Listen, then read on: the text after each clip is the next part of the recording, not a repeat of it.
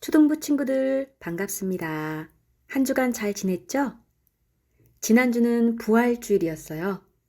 예수님께서 살아나셨어요. 우리가 믿는 예수님은 살아나셔서 우리에게 참 생명을 주시는 예수님이에요. 우리 친구들 이 믿음의 고백 가지고 하나님 앞에 예배로 나아가겠습니다. 우리 다 함께 사도신경으로 우리의 믿음을 고백하겠습니다. 나는 전능하신 아버지 하나님 천지의 창조주를 믿습니다. 나는 그의 유일하신 아들 우리 주 예수 그리스도를 믿습니다. 그는 성령으로 잉태되어 동정녀 마리아에게서 나시고 본디오 빌라도에게 고난을 받아 십자가에 못 박혀 죽으시고 장사된 지 사흘 만에 죽은 자 가운데서 다시 살아나셨으며 하늘에 오르시어 전능하신 아버지 하나님 우편에 앉아 계시다가 거기로부터 살아있는 자와 죽은 자를 심판하러 오십니다. 나는 성령을 믿으며 거룩한 공교회와 성도의 교제와 죄를 용서받는 것과 몸의 부활과 영생을 믿습니다. 아멘.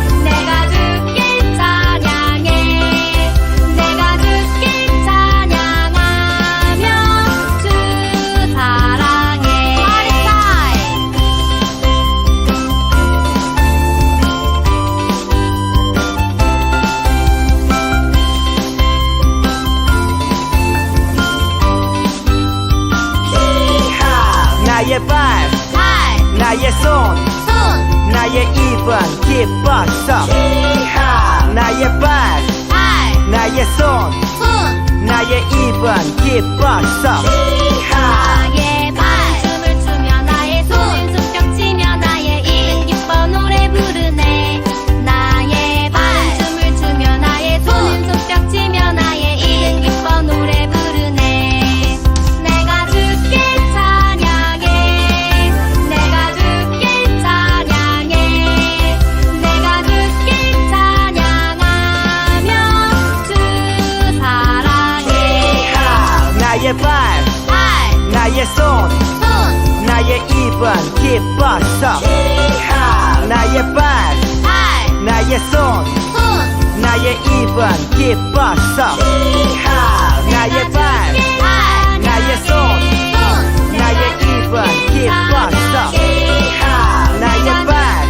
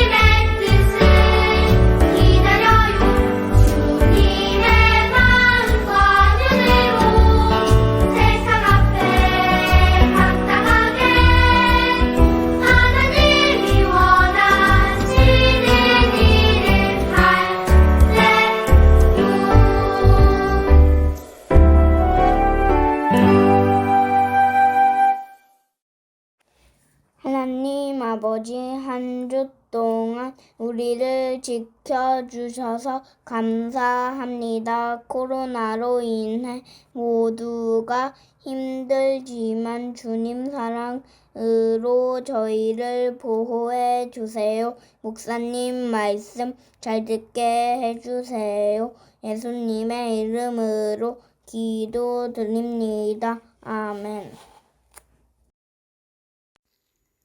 내 양을 먹이라 라는 제목으로 말씀을 전하겠습니다. 이르시되 그물을 배 오른편에 던지라 그리하면 잡으리라 하시니 이에 던졌더니 물고기가 많아 그물을 들 수 없더라.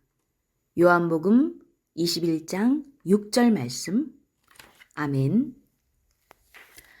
여러분 혹시 처음 겪는 일인데 마치 이전에 겪어본 일 같다는 생각이 든 적 있나요? 똑같은 일이 되풀이되는 것 같아서 참 이상하다. 꿈에서 본 건가? 하고 고개를 가우뚱하게 되는 경험 말이에요. 이렇게 한 번도 경험한 적이 없는 일이 이미 경험한 것처럼 익숙하게 느껴지는 것을 데자비라고 해요. 오늘 말씀에서도 데자비와 비슷한 일이 벌어지고 있어요. 대체 어떤 사건이 일어나고 있을까요? 여기는 디베라 호수예요. 갈릴리 호수라고도 하지요. 이곳에 아주 오랜만에 보이는 얼굴들이 있어요. 바로 베드로와 제자들이에요. 갈릴리에서 어부로 살다가 예수님의 제자가 되었던 그들은 예수님이 십자가에서 죽으신 뒤 다시 갈릴리로 돌아왔어요.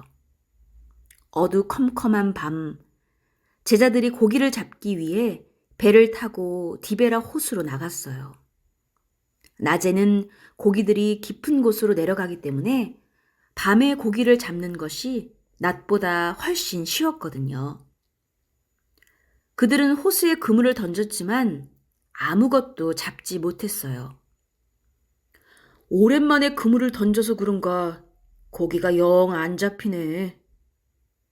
제자들은 다시 그물을 던졌어요. 2번, 3번, 밤새도록 그물을 던져도 아무것도 잡히지 않았어요. 이게 무슨 일이야? 왜 이렇게 물고기가 안 잡히지?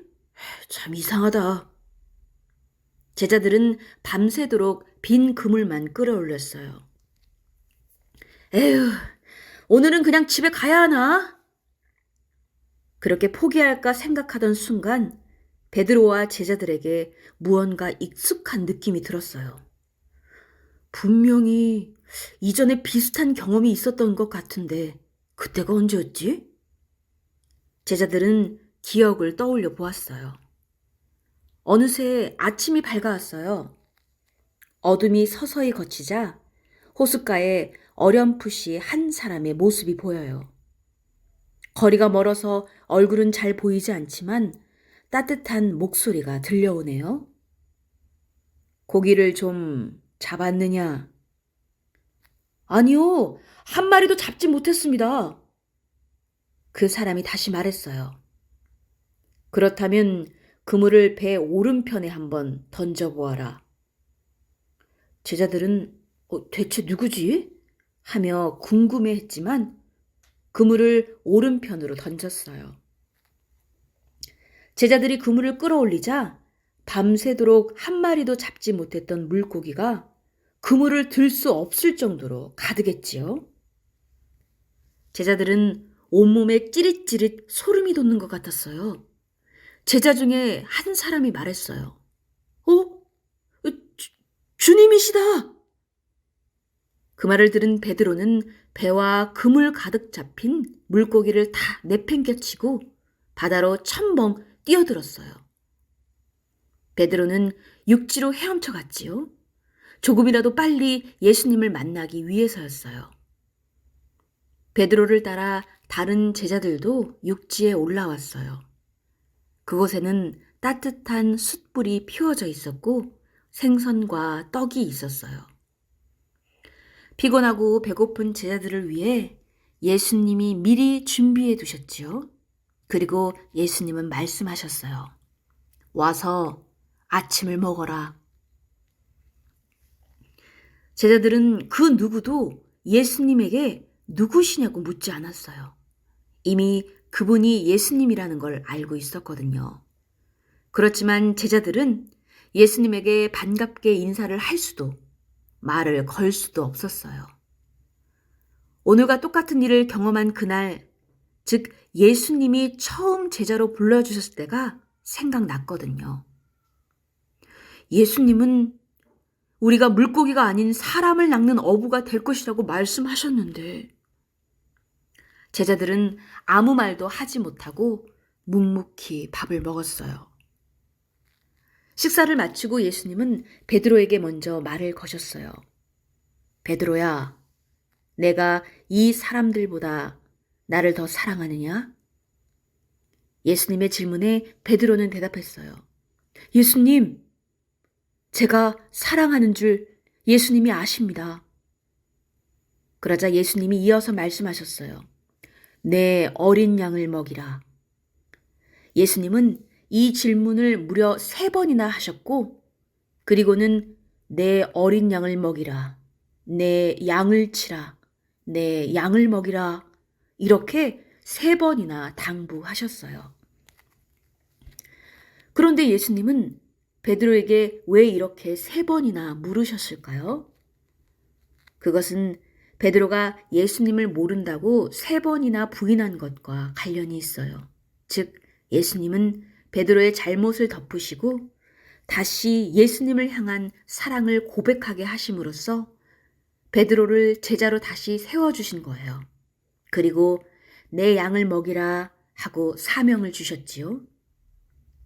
예수님이 말씀하신 양은 사람들을 의미해요. 양을 돌보는 목자처럼 많은 사람에게 예수님의 사랑과 복음을 전하라는 뜻이에요. 예수님은 베드로를 처음 만난 그날 사람을 낚는 어부가 되라고 그에게 말씀하신 것처럼 다시 한번 그를 제자로 부르시고 사명을 주셨어요. 베드로와 제자들에게 다시 찾아오신 예수님은 지금 우리에게도 찾아오셨어요. 그리고 예수님의 제자가 되라고 말씀하세요. 그리고 우리에게 다시 시작할 힘과 용기를 주세요. 초등부 친구들, 너희들은 나를 사랑하니? 그렇다면 나의 사랑을 이웃들에게 전해주지 않을래? 우리 주변에는 예수님을 모르는 사람들이 많이 있지요. 예수님의 이 말씀을 기억하면서 그 사람들에게 예수님의 사랑과 복음을 전하는 우리 초등부 친구들이 되기를 바라요. 다시 부활하시어 참 생명이 되신 예수님, 제자들을 찾아와 다시 복음의 사명을 주시고 세우신 것처럼 우리를 예수님의 제자로 세워주세요.